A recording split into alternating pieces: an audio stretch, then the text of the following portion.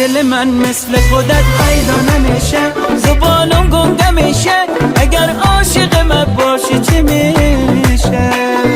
بردی دل من پشت سرت، گاهی نگاه کن، کمی شرم و حیا کن، صدایم میکنی عشقم صدا کن. بردی دل من مثل خودت پیدا نمیشه، زبانم گنگه میشه، اگر عاشق من باشی چی میشه؟ بردی دل من پشت سرت، گاهی نگاه کن، کمی شرم و حیا کن، صدایم میکنی عشقم صدا کن.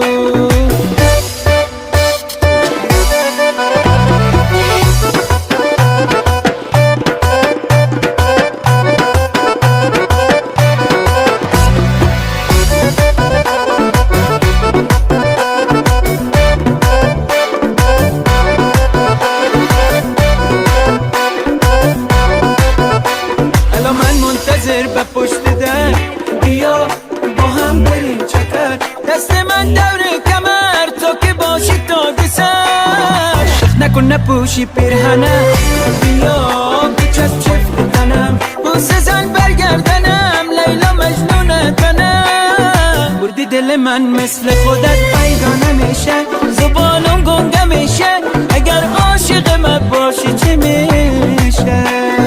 بردی دل من پشت سرت، گاهی نگاه کن، کمی شرم و حیا کن، صدایم میکنی عشقم صدا کن.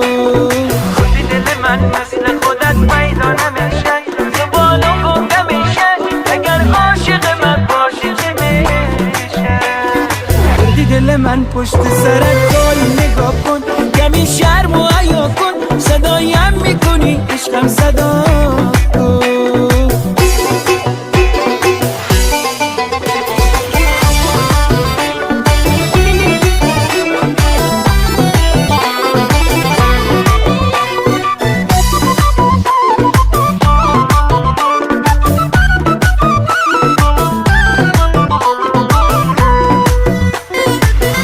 که میری بر رواری ای با او پا میکنی، دلم صف میره وای تو با ما چی کارا میکنی؟ بوس زنم بر لبت بیرون رود از دل قمر، یکی برگردن نازک یکی دیگر تنه، یکی برگردن نازک یکی دیگر تنه. بردی دل من مثل خودت پیدا نمیشه، زبانم گنگه میشه، اگر عاشق من باشی چی میشه؟